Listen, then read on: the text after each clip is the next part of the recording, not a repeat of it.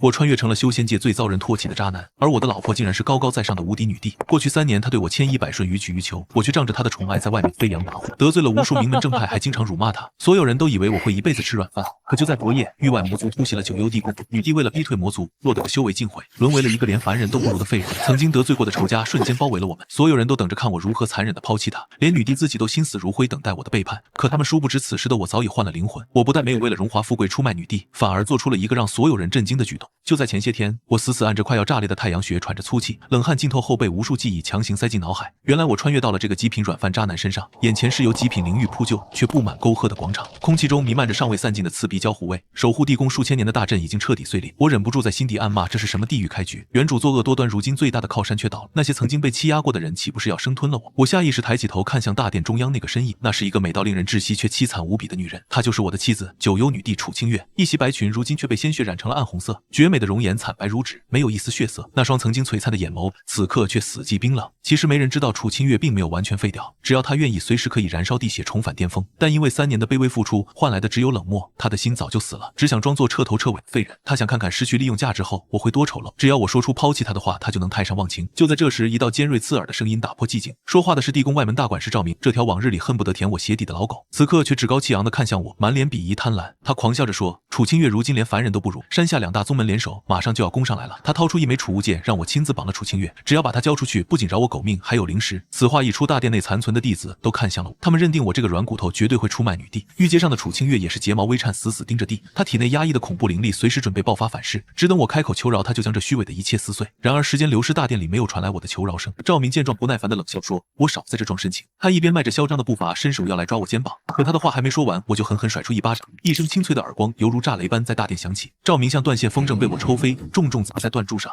全场死寂，所有人都不可思议地瞪大了眼睛，就连准备迎接背叛的楚清月也错愕抬头。我用看死人般的目光冷冷盯着地上的赵明，你算什么东西，也敢指着我的女人大呼小叫？我转身在一道道震惊的目光中走上冰冷玉阶，来到楚清月面前，看着她凄美心碎的模样。作为男人，看到如此绝代风华跌落凡尘，我的心脏本能的抽搐怜惜起来。楚清月以为我要动手绑她，嘴角勾起冷笑，可下一秒我轻轻解下身上的极品冰蚕外袍，稳稳的轻柔的披在她单薄冰冷的肩膀上，感受到久违的温暖。她如遭雷击，僵在原地，呆呆的仰起头看着我，满是坚定温柔的脸。我微微弯下腰，用只有我俩能听见的声音说，以前是我混蛋没护好你，但从今天起，只要我陆源还有一口气在，谁也别想动我妻子一根头发。这句话如重磅炸弹狠狠砸在楚清月心头，原本准备毁天灭地的金色神芒硬生生溃散。她死死咬着下唇，眼眶毫无征兆的红了，她原本死掉的心竟可耻的重新跳动了一下。就在这时，大殿外突然传来震耳欲聋的狂笑，一股金丹期强者的恐怖威压轰然降临大殿。血煞门长老带着人满身杀气踏入大殿，他扬言要送我们这对苦命鸳鸯一起下黄泉。强烈的杀意瞬间锁死了我这炼气期废物，但我连退都没退，深吸一口气将他护在身后，顺手抄起一截断裂的青铜烛台死死握紧。既然说出了那句话，就算是死我也要死他前面。而在我身后被外袍紧紧裹住的楚清月看着我并不宽阔甚至有些单薄的背影，一滴璀璨的金色地血在经脉中悄然燃烧。就在这时，金丹期强者的威压轰然降临，对于我这种炼气期的小菜鸟来说，这股压力简直就像是天塌地陷一般恐。血煞门长老薛力冷笑着踏入了大殿，他每走一步，脚下的极品灵玉都会碎裂，实质般的血色煞气化作狂风横扫全场。大殿内残存的沙幔瞬间被撕成了粉碎，我首当其冲，只觉得背上压了一座大山，体内的炼气灵力在这股力量下瞬间被压困，膝盖里传来一阵阵骨骼不堪重负的悲鸣，剧烈的痛苦让我脸色瞬间变得煞白，冷汗顺着我的脊背像瀑布一样狂涌，但我死死咬着牙，用青铜烛台撑住地面，即便双腿颤抖的厉害，我也硬是没有跪下。我不但没跪，反而将楚清月护在身后，将她整个人都挡得严严实实，密不透风。薛丽那浑浊的老眼里闪过一丝惊讶，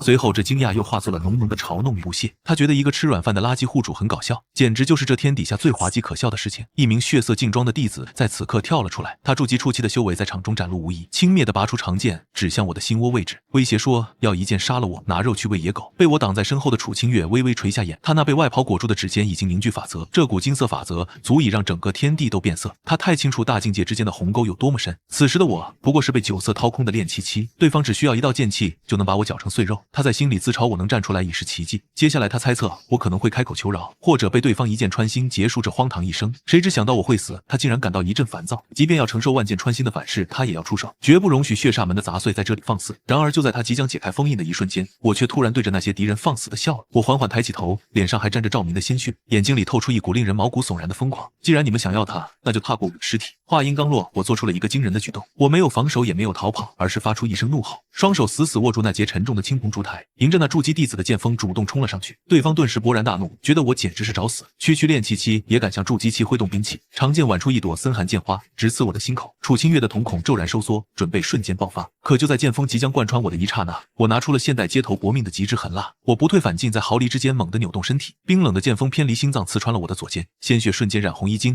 疼得我眼前发黑。但这一招以伤换伤，正是我想要的结果。我在长剑贯穿身体的同时向前一步，任由剑刃在骨肉里疯狂摩擦，发出声音，这让我成功拉近了两人之间的死线。那筑基弟子彻底懵了，从未见过这种打法，这分明是市井无赖不要命的同归于尽。他刚想抽剑后退，却发现已经太晚。我强忍左肩剧痛，右臂青筋彻底暴起，抡起青铜烛台，带着破风声狠狠砸下。沉闷的撞击声伴随着骨裂声响彻大殿，对方的护体灵光被我全部暴力砸碎，整个人犹如一滩烂泥，横飞出去，生死不知。全场瞬间陷入了死一般的寂静之中，只有鲜血顺着我的伤口滴落在地板上。我竟然用凡人的狠劲越阶重创了修仙者，这种野蛮惨烈的打法颠覆了所有认知。血煞门长老薛力爆发出雷霆般的怒吼，他觉得堂堂金丹门生被秒是奇耻大辱，他怒发冲冠，伸手凝聚出一只血色巨手，带着毁灭一切的威压朝我头顶拍下。面对金丹一击，我知道自己是真的完了。我苦笑一声，觉得英雄救美确实挺难，但我没有回头，而是张开双臂护住清月，试图用身体帮他挡住更多的冲击波。就在血色巨手即将把我拍碎的瞬间，楚清月看我的背影闪过极其复杂的情绪，他竟然感觉到了一丝不愿承认的心疼。随后他悄悄伸出手指，朝虚空轻轻一点，金色涟漪划破空间，撞向血手的核心。半空中气势汹汹的血手竟然直接解体，化作漫天血气，在这大殿中彻底溃散。恐怖的反震力撞在薛力胸口，让他吐血。他连续倒退了10几步，眼里全是惊骇，根本想不到是怀中那个废人女帝出手，他只当是大殿残存阵法触发了防御。看着周围灵气乱流，他脸色阴晴不定。薛力忌惮地看了我们一眼，咬牙离开。他想等阵法灵力耗尽再来找我们算账。危机解除后，大殿内再次恢复了死寂。那些叛徒怕被阵法波及，赶紧逃之夭夭。我手中的沉重烛台终于当啷一声落地，我的脊背瞬间佝偻下去，伤口触目惊心，鲜血将我半边身体染成了暗红颜色。我剧烈喘息着，眼前发黑，快要站立不稳，但我还是强撑着转过身去看他的脸。看着站在原地呆呆注视着我的楚清月，他脸上见到一滴鲜血，显得格外凄美。我强忍钻心剧痛，踉跄走到他的面前，用颤抖的右手笨拙地替他擦去血迹。我虽然笑得惨淡，但眼神却无比明亮。我说过会护着你，只要没死，谁也别想欺负你。话还没说完，我就直挺挺朝着他倒下。楚清月下意识伸出双手，将我紧紧接住。我的身体很重，带着浓烈的血腥气息，鲜血染红他的内衫，让他感到心在发烫。他从未想过会有人用血肉之躯护他，只有我这个被他认定的渣男做到了。他眼里滑落，泪珠滴落在我的脸颊上。随后他环顾四周，目光变得冰冷深邃。他伸出玉指点在我的伤口处，动用生命法则，我深可见骨的伤口竟然奇迹般的复原。但他很谨慎，只治好内伤，留下了皮肉伤。做完这一切，他重新变回柔弱的样子，架起我的手臂，带我走向后山的密道。冷风吹拂着他那已经凌乱的长发，他看着我昏睡的脸庞，嘴角微微勾起。他说想装深情就给我一个流血的机会，他要看我这凡人之躯能为他撑到几时。夜雨如注，狂风怒吼，冰冷的雨丝无情拍打着破败的山神庙。我费力地睁开沉重双眼，只觉得浑身骨头仿佛被拆开重组，尤其是左肩那道贯穿伤，稍微移动便牵扯出钻心的剧痛。我挣扎着坐起身，打量着四周的环境，神台上的神像早已斑驳脱落，冷风顺着破败窗棂灌进来，呜呜作响。我竟然在那种必死局下活了过来，看来是地宫大阵回光返照救了我一命。我深吸一口气，看着自己满是血污的手，我自嘲一笑，并未怀疑身旁的妻子。我转头看向神台下方的一处干草堆，楚清月正蜷缩成小小的一团，她身上裹着我那件沾满血迹的外袍，青丝凌乱遮住了那张惨白的侧脸。看着曾经无敌的女帝沦落至此，我心底不可遏制地泛起阵阵酸楚。我咬牙强忍剧痛，在角落劈碎烂木板。跳跃的火光驱散了破庙里的阴冷，我脱下仅剩的内衫，在火边烤得温热，轻手轻脚地走到他身边，盖在他身上。我还细心地替他掖好了内衫边角。我对着他的睡颜轻声许下承诺，明天一早就下山找活干，给你买药。此时我没注意到楚清月已经醒了，深邃眼眸里倒映着我瑟瑟发抖的背影。他看着我用体温烤热的破旧内衫，感到了一种前所未有的慌乱和滚烫。他在心底复杂地问我到底图什么？如果这是苦肉计，那代价也未免太大。他竟然有些不忍心拆穿我的假象。就在这时，